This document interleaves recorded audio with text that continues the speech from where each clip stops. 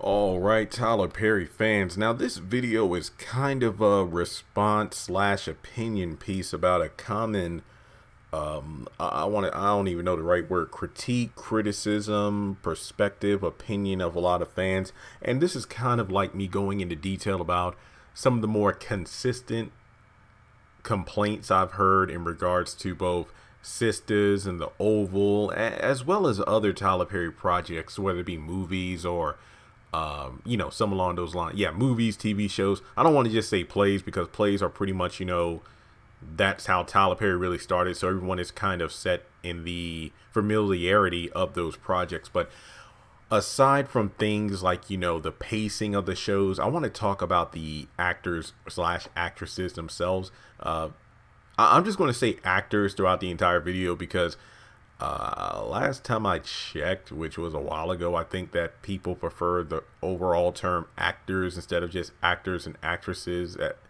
Look, we live in very complicated times of being politically correct, so I'll just say actors to appease everyone, okay? I think that'll make it a lot easier during the video. But what I'm getting at is I'm seeing a lot of people talking about the same thing in regards to why doesn't Tyler Perry get better known people to portray roles in his shows, and really that's why I'm bringing up Sisters and the Oval, because these are the new shows on BET, which is a big network. And when you look at the shows at face value, when I look at the Oval, when I look at like the titular characters, the only one that stands out is, hey, that's Tasha from Everybody Hates Chris. When I look at Sisters, when I first saw it in terms of the promotional material, KJ Smith was the one that popped out because, oh wait, I recognize her from Madea Family Funeral. I remember her from that, and that's it. And then when you watch the show, it's like, you see cameos, if you will, and that's pretty much how I labeled it, cameos from people I recall seeing in other Tyler Perry movies, television shows, and heck, some of them may have been in a play or two I didn't know about. But yeah, that's pretty much it. But when you flip it on the side of the haves and the have-nots, when you first see those promos and everything, I'm going way back to 2013. I mean, at the drop of a hat, John Snyder, Dukes of Hazzard, Smallville, that's enough right there. Oh, I'm going to tune in. Or when you watch things like Love Thy Neighbor. Now, that was kind of like, you had Hattie, who was kind of like the Madea of her show. And it's like, if you recognize Hattie from plays and other projects, then, oh, yeah, well, I'm definitely tuning in. I love Hattie. And House of Pain, that was a show chock full of, like stars from, Ella and Curtis were playing in like a lot of Tyler Perry plays, like Madea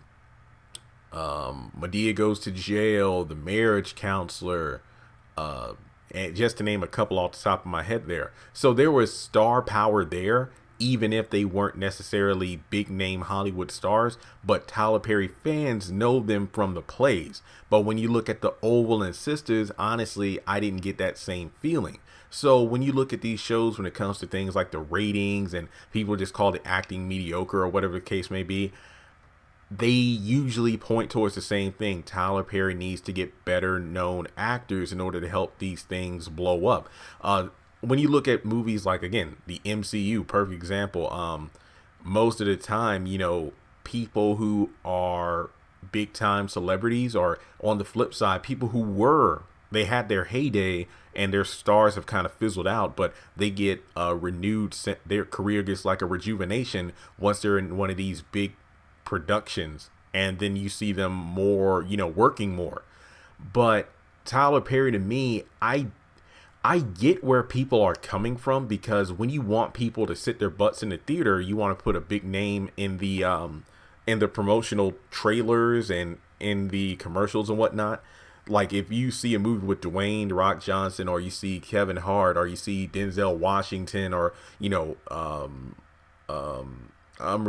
I'm really trying to think of some well-known people. Michelle Pfeiffer, Anne Hathaway, Bruce Willis, Ben Affleck, and the list goes on. I'm trying to like think of things outside of the superhero genre, but it's very hard because a lot of these actors either pop up in those kind of movies, or Well, to be honest, we do kind of have an oversaturation of those movies because they kind of push every other genre outside of the theater. So you never know. But what I'm trying to get at is the fact that I've always looked at Tyler Perry, even when I was like younger, like in what, like middle school or high school, when I thought about how Malik and Jasmine from House of Pains, in my mind, they kind of graduated from Tyler Perry and went to Disney. You know, like I think Malik or Doc Shaw, he was on The Sweet Life on Deck. And then there was a show he was on. What was it, like King? It was some kind of show where he and another guy were like on an island. What was it, like something Kings or whatever? And then Jasmine, she was on Ant Farm. And then, you know, as she got older, Descendants, and of course now Black Lightning. So I always thought like Tyler Perry Studios was almost like a camp, if you will, like for up and coming actors. It's like a training camp. It's like an opportunity to work where when no one else would give you work, and then as soon as you know do your work at Tyler Perry Studios, that gives you a good resume to work on other projects in the future. And I feel like in going back to, you know, like what I mentioned earlier, people who have had their heyday and you haven't seen them in any big projects in a while, they get latched on to Tyler Perry and boom, you know, their career kind of reignites once again. I think of people like, you know, John Snyder, Peter Parros, who I don't remember seeing outside of, you know, Knight Rider and a couple other shows. I think he was on 227, right, for like an episode or two. But I think that Tyler Perry, what I'm not going to do is criticize, because I understand from a advertising perspective, sometimes it's not always about the person who's best for the job, but it's the person who's going to get people to come see your show, who will see your movie. So I remember watching when Aladdin, the live action movie, came out earlier this year. I saw kind of like a documentary on the original Aladdin movie, the animated one with Robin Williams. And they talked about voice acting. And, you know, after Robin Williams, that pretty much set the bar for, okay, we need to have big time celebrities in these roles. So you really saw a lot of these movies from the time of Aladdin to where we are in the present, where these animated movies, they have celebrity voice actors. And that's one of the best. And that's one of the biggest things about trailers. When they list the names of all the people who are in the movie, you rarely see unknowns as voice actors. You have big name celebrities. Like, for example, the Scoob movie, which I believe comes out next year. Honestly, I kind of want to see it. It has like Zac Efron and like several other big name celebrities, but they don't have a lot of the original Scooby actors. Like if I ever watched a Scooby movie on the big screen, I want to see I want to hear the voice actors of the animated Scooby-Doo that I grew up watching, that came on in like the 60s and whatnot. Obviously, some of these people either have retired, have unfortunately passed away, or they got newer voice actors who sound very close to the original. So those are the voices I want to hear coming from the characters, not Zac Efron or Troy Bolton, you know? So when it comes to these animated movies, they typically go for big name celebrities who people will recognize, as opposed to people who could like murder those roles in a great way, but they want to have the star power behind it. But when I look at Tyler Perry Studios, you have to think of it this way, folks. He built, well, technically Madea built it, but you know what I'm saying. He pretty much created the studio for the opportunities that Hollywood wouldn't give a lot of these actors. So when I look at Sisters now, when I look at The Oval now, a lot of these people, some of them have been in acting before, whether it be commercials or small screen appearances, but I never knew who they were until I looked them up on IMDb or Wikipedia. But I get it. It's like, you know what, I really don't know these people and, you know, this and that. But at the same time, if you look at why Tyler Perry is doing what he's doing, it makes more sense as opposed to just looking at it at face value in terms of, I don't know any of these people. Well, number one, that's kind of the point, because you watch the show to get to know the actors. Not to mention, yeah, some of the roles might feel a bit stale and stiff, but when you see them in another opportunity, whether it be in a movie or a television show by another producer or whatnot, you see more range. And I mentioned this when I first saw Anthony Dalton and Matthew Law as Kareem on The Oval and Calvin on Sisters. I love their performances because they are drastically different from how they were portrayed as Terrence and Kendrick on The Pains, which I felt the roles were pretty one note and dry. But on these shows where they've only appeared in a couple of episodes, I'm seeing more range and talent from their performances, which I really love. So I feel like Tyler Perry Studios is definitely like a training camp where people get their feet wet, or if they've been out of the business for a while. When I say been out of the business, I mean like they haven't been getting a lot of auditions or they haven't been getting opportunities. Tyler Perry allows them to come show their stuff, do the roles he gives them, and then they are able to go off and do bigger. It's almost like, you started Tyler. It's like Tyler Perry wants you to start with him, but he doesn't want that to be as far as you fly or high as you go. He wants it to be like a springboard where you come in, you have the opportunity to be seen, and then it's like, whoa, whoa, whoa, you worked with Tyler Perry before? Okay, come into this reading, come into this audition. So I do feel like that's why he definitely takes a lot of unknowns, because without unknowns, you won't be able to make future stars. You'll just be seeing the same people over and over again in movie theaters and when you're watching TV shows or streaming something. So does he need to get familiar faces? Well, all I gotta say is this. I review stuff on his channel, particularly Tyler Perry stuff. And it really doesn't matter what I say. Like, I come up here and speak my opinion, but I also give, facts sometimes when it comes to, different shows or things I'm talking about. But the man is giving people opportunities that no one else is. So who am I to say that he needs to do this? The man has his own studios now. That's pretty much the biggest middle finger to Hollywood and everyone else who didn't want to work with him or underestimated him. So the man is doing what the man wants to do.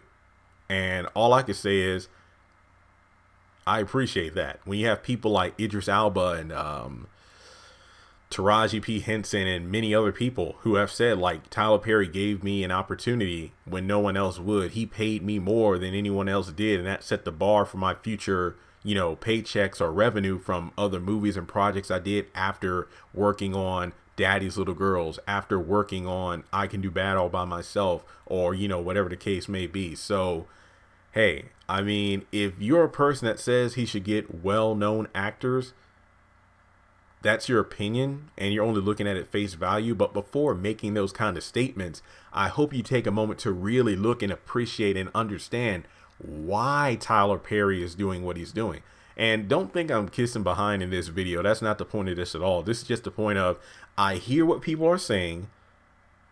Let me talk about that, but then also let me talk about what I understand from the situation based off what I've seen. Because like I said before, one of the best things I think about October as a whole was when, Tyler Perry, he had recently turned 50, I think, towards the middle or end of September. Then October the 1st was when he got the star on the Hollywood Walk of Fame. Then the gala just blew things up. So I love the fact that Tyler Perry was becoming more known for being Tyler Perry and knowing what Tyler Perry's doing, as opposed to just being known as Madea, because we really get an understanding as to how he built himself up, but he didn't do it alone, of course. God and other people who came out to see his shows and having opportunities where there were some, twists and turns and obstacles along the way. But the thing about it is Tyler Perry gives back. And I'm not just talking about his humanitarian efforts, whether it be helping people in the midst of hurricane disasters or, buying people houses and whatnot. I'm talking about in terms of entertainment, giving people opportunities when no one else would. So yeah, this video doesn't mean I'm still not going to talk about things I don't like about certain projects, because yeah, sometimes I feel like if you want to give unknown actors a shot, which is amazing, make sure the material is really good, because sometimes it does show when a project is very rushed or when something doesn't really seem as good as something else. And that's the thing that hurts when you see very, very, very well done projects that Tyler Perry has done, but then you really see a project that's being pushed to the forefront that really isn't that good. It's almost like, dang, this play he did like 7 years ago was better than this television show that he just put out on the major network. So yeah, but then again, hey, would I audition? I don't really see myself as an actor, so nah, I'm good. I wouldn't mind being like a stand-in or an extra or something like that. But I mean, trust and believe, if I was offered a role on The Haves and the Have-Nots, whether as small and mediocre as even if it's so much as handing someone a cup of coffee or, opening a door or Veronica chewing me out, I couldn't stop grinning at the aspect of that. Like, if I'm getting a classic bad bitch Veronica dissection via one of her monologues, I wouldn't be able to like keep a straight face. I'd be like, oh my gosh, this is happening. It reminds me of like when Chris Tucker in his Netflix special was describing what it was like being in the Rock My World, You Rock My World music video of Michael Jackson.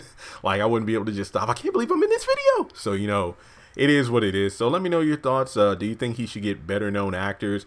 Obviously, I think that would, well, then again, you know, despite getting someone like, let's say, a Jim Carrey or Mark Wahlberg or, you know, a Denzel Washington or whatever the case may be, even if you have names like that, you got to make sure the material is very good. And to be honest, I like the idea of Tyler Perry recycling characters from different shows and movies, because it really is like watching an MCU film, because it's like, oh wait, there's an Easter egg from this person, or oh, I remember this person from one of the plays or one of the shows. And it really does stun me when people bring up things like, hey, this woman was from in For Better or Worse, or this person was from this play, or this person appeared in like 3 episodes of House of Pain. And that's mind blowing. And then when you go back and see these characters, it's like, wow, I didn't know that. Just like a post I made recently on social media about how Victoria, aka